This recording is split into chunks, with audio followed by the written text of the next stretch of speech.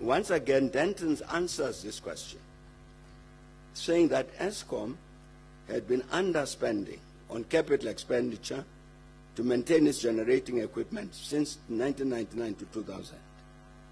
And that during the same period, Eskom had deprioritized maintenance, that Eskom paid no attention to the fact that generation plant of similar age in other parts of the world was very significantly outpacing its own, demonstrating that it was not age which caused the underperformance of the Eskom plant, but the manner in which the generating plant had been operated, maintained, and refurbished. That was Denton's. And the Eskom engineers knew very well that failure to do the right thing about the maintenance and refurbishment of generating plant would result in power failure. The practical result is that this failure contributed directly to the counter-revolutionary objective to compromise the supply of electricity to our country. The construction of Medupi and Kusile started in 2007 and 2008 respectively, and both power stations were planned to be commissioned in 2014, 7 and 6 years later respectively.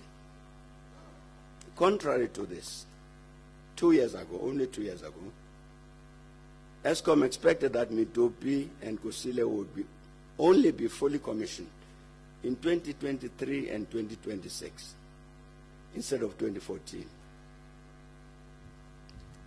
The reality, therefore, is that if Eskom had kept to the 2014 time frame, we would never had the power crisis we have been experiencing.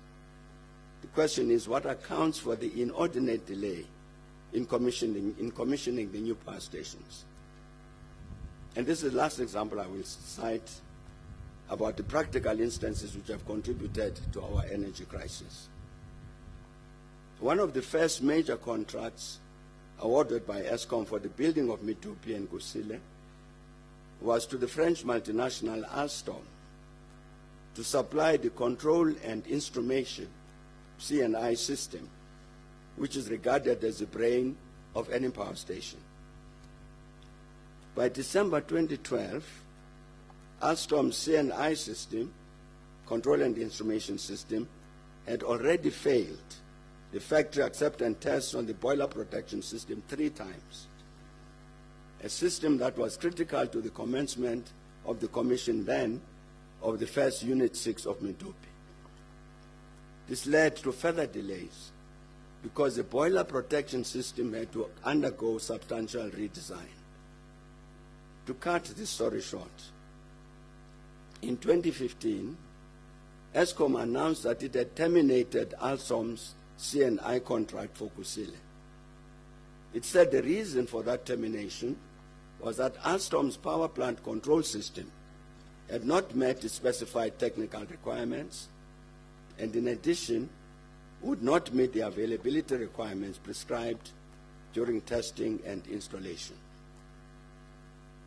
It awarded the contract to another multinational, ABB. It is clear that the problems of the C&I control and instrumentation system was as a result of a deliberate decision to choose a technically inferior solution from a supplier that had very little experience, if any, on commissioning such systems in the South African power stations. The inferior solution was chosen ahead of more technically suitable solutions from more experienced suppliers who had tendered relating to the South African thermal power stations. Here is an example of what caused the inordinate delay in the building of the new power stations. There are a number of other instances we can cite, all of them contributing to the objective to compromise the supply of electricity to the Republic. My last comment on Eskom.